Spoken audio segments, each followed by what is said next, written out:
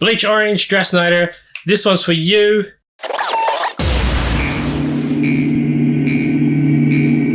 Armada Wave 10 leaks. Hot takes. Here we go. Pelta Class Transport. Absolute garbage. Don't like it.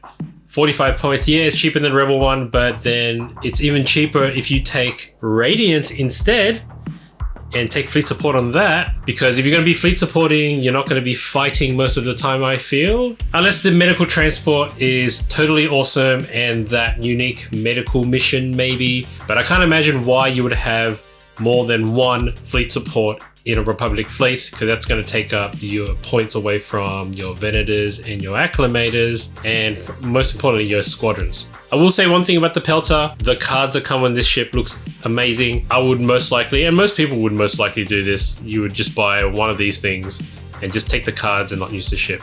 Unfortunate, but it's still early days, so let's hope there's an improvement on this vessel. Venator 1 class Star Destroyer. Okay, dice looks very similar to an Acclimator. Upgrade profile looks very similar to an Acclimator. I think what you're going to find here is that the Acclimator won't be a discarded ship like a VSD was with the ISD, but you'll find that because the Venator is 90 points, Acclimator is 60 points, you'll find that people activate 5 squadrons with the Venator, and the rest will be activated with the Acclimator for efficiency purposes. If you're going to go all ships or focus more on ships, you'd probably want to get Acclimators, not Venators.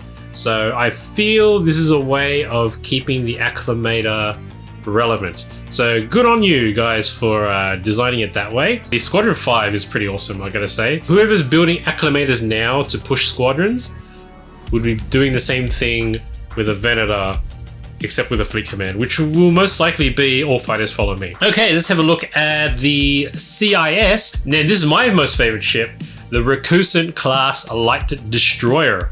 Okay, so amazing dice. Yes, the arcs look pretty funky like an SSD, but let's be real, you're only going to be shooting at the front anyway. 4 reds out the front, 2 blacks out the front. Now you look at the upgrade profiles. Whoa, what happened there? Oh, fuck me, I lost lighting. Oh, we're out of power, gentlemen. Ugh. Look at the upgrade slot profile for this ship, and then there's a whole bunch of combinations you can do for this thing that's freaking amazing. Turbo lasers, for example. This thing has an evade, so TRCs, amazing on a large ship. Weapons team slot, put gunnery teams on, so you'll be sitting back and doing concentrate fire anyway. It's speed 2. I don't care, you're gonna be hanging back and firing at long range, yeah? Looking at swivel battery turrets and then comboing that with an ordnance upgrade like APTs or ACMs, so you can do that long range black crit, especially if you got something like Kraken as well. And this is a ship that I see that is going to go really well with a whole bunch of hard cells. So you could even go and do the quad turbo laser cannons and have Kraken, put them on all your hard cells, put them on the Recusants, and go for gold. You're going to get double accuracies each time. Now, my only concern here is they only show this ship having an evade and a redirect.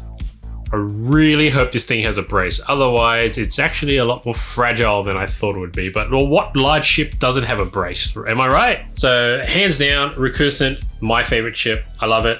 I would probably want to buy more than one of these. Okay, last but not least, the Providence class Dreadnought. I really like the upgrade slot profile on this ship. I'm not a real big fan of confetti dice. I hate seeing confetti dice. It just means you're just being inefficient in all the range bands rather than being efficient in one. The dice on the arcs are very strange though. You got 5 at the front and 6 at the side. So it really reminds me of something like an MC75, but slightly better. And the arcs mean, like they're right at the corners, so there's a good chance you can get double arcs. So real possibility because you have, 2 clicks at speed 1. Can only imagine how maneuverable this thing will be in the other speeds. We'll see. I think it's only going to be speed 2, but we'll have to see about that. Wow, look at this upgrade profile. Okay, double turbo laser upgrade slots. Yes. Ion cannons. Yes. Ordnance Yes. Weapons team. Yes. There's so many things you can do with this. So many combos. You can make this thing a carrier, put flight controllers on, do your thing, whatever.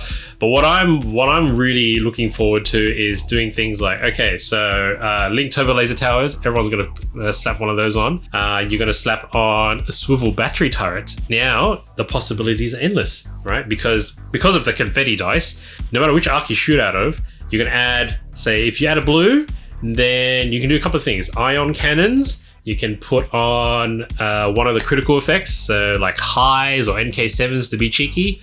Or if you're a purist like me, leading shots, right? Leading shots at long range. Awesome. If you're gonna put swivel battery turrets and then a black ordnance as well, let's see, a black critical effect, so let's say APTs or ACMs, so you can do one of those at long range. You can be cheeky and do both. I don't know. The possibility is endless. It might be a bit inefficient if you do it that way, actually. So I would most likely do leading shots for the ion cannon slot, and I'd probably put APTs for the ordnance slot, so I can do a black crit at long range. This is all assuming, of course, you have Kraken, but I guess you can improve your chances by putting the weapon battery techs in the weapon team slot, and there's a whole range of things you can do there too. Even so, you can even put the quad cannons on if you wanted to. Sorry, quad turbo laser cannons to get that additional accuracy if you've got Kraken, or you can swap it out with your sensor teams on your weapons team slot. I really like this ship. 105 points. We're in Liberty territory there, I feel, and it's not too bad in points cost wise. Overall, I think the CIS really have the winner here in terms of best ships in the wave. That is to say, though, they're not going to be, the way I play with these upgrades and these ships, I'm not going to be activating squadrons much. So, and I feel that's what the ballpark Republic fleets will be doing. Especially with your Venator activating 5 at a time, 6, God forbid, if it was with a token, 7 if you have expanded hangar bays. Oh man, I just thought of that. Hey, it's a lot of squadrons. Maybe I should have mentioned that in my Venator review. Oh well. Anyways, that's my hot takes for Wave 10. If you liked the video, please smash that like button, and then hopefully I'll see you in the next one, and we'll have Intel Officer Luke give his thoughts on the Wave 10 leaks. This is Veteran Captain Ken, signing out.